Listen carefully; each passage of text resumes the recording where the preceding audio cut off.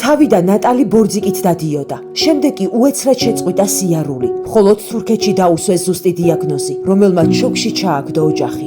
ნეირობლასტომა, საკვარი კიბო. ფონდის მეგობრებმა ყველაფერი გააკეთეს, რომ პატარა ისევ დამდგარიყო ფეხზე.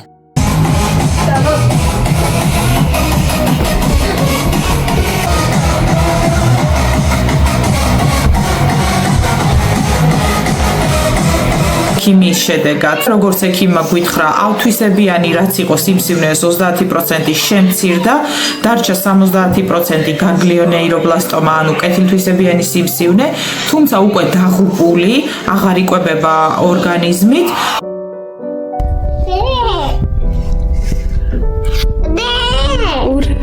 დაგვინიშნეს 10 ენცეფალოპათიის გადასხმა, რომ ბავშვს გაევლო, თავიდან დაეწყო სიარული. რენოვაციის ფონდმა ჩაგვირიცხა 5000 დოლარი. მადლობა ამისთვის ძალიან დიდი. ამ გადასხმების შემდეგ ბავშვმა ეტაპობრივად აღედგინა სიარული.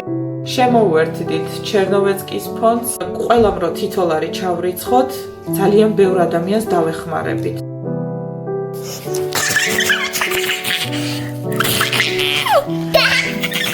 ძალიან დიდი მადლობა ყველას გაწეული დახმარებისთვის. ძალიან ბევრი უცხო ადამიანი მწერდა როგორ არის ნატალი და დღემდე მწერენ და გულწრფელად უხარიათ მათ, რომ ნატალი კარგად არის. გადარიცხეთ ნებისმიერი თანხა ჩერნოვეცკის ფონდის ოფიციალური საიტის მეშვეობით.